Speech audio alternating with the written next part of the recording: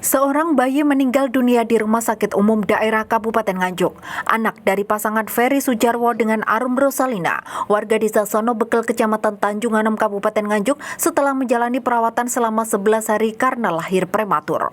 Pihak keluarga menduga terjadi kelalaian dari pihak rumah sakit karena bayi yang dilahirkan tersebut telah dinyatakan berjenis kelamin perempuan.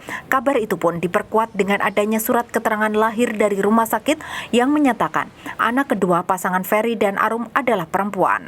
Karena merasa sangat bahagia anaknya lahir perempuan, sang ayah pun mengurus akta kelahiran dan memperbarui kartu keluarga dengan nama bayi perempuan yakni Aira Sirli Alnaira. Namun tiba-tiba pihak rumah sakit memberi kabar kepada Ferry bahwa bayi perempuannya dinyatakan meninggal dunia pada Sabtu 29 Agustus 2020 setelah sebelumnya dinyatakan kritis.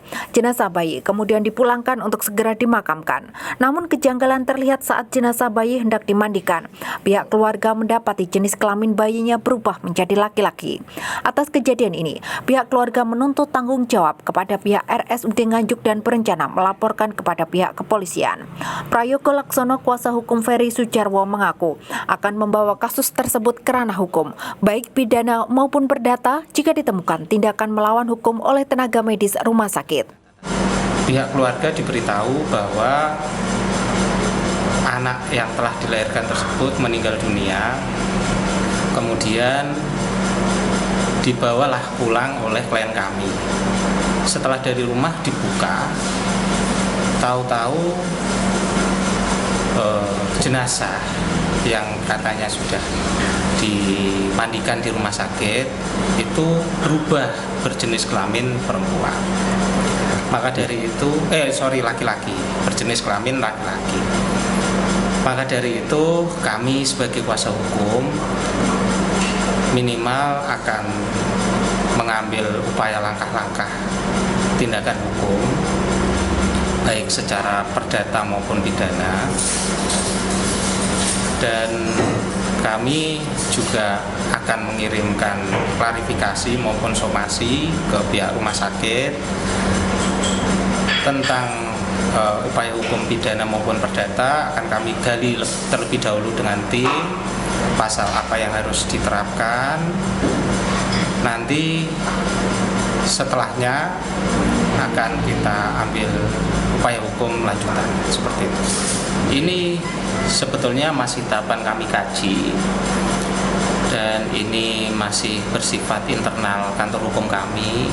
Namun di awal kami ada dugaan, yaitu perbuatan melawan hukum yang dilakukan oleh pihak tenaga medis rumah sakit dengan pasal 1365 BW untuk sementara itu. Sementara itu, Eko Santoso, Humas RSUD Kabupaten Nganjuk, mengatakan pihaknya masih melakukan investigasi internal oleh tim kode etik rumah sakit untuk mengetahui kejadian di lapangan. Pihak rumah sakit akan memberikan sanksi kepada tim medis sesuai rekomendasi tim etik jika benar ditemukan kesalahan. Jadi dengan adanya peristiwa itu, rumah sakit itu sekarang masih melakukan audit investigasi internal yang dilakukan oleh tim etik rumah sakit. Jadi prosesnya sedang berjalan itu. Kita tunggu itu. Nah, dari orang tuanya kan menyebutkan kalau sampai dia akhirnya membuat KK, terus kemudian membuat akte, itu kan berdasarkan dari sini surat keterangan kelahiran itu. Nah, itu bagaimana, Pak?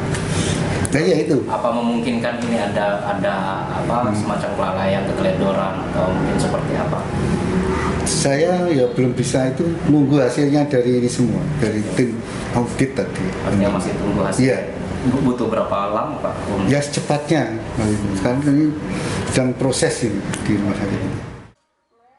Saat ini, pihak keluarga masih menunggu hasil tes DNA sang bayi dari Rumah Sakit Bayangkara Kota Kediri. Sementara sang bayi telah dimakamkan dengan nama Ali di pemakaman desa setempat. Dari Nganjuk, Sofyan Hanafi, Bayu TV melaporkan.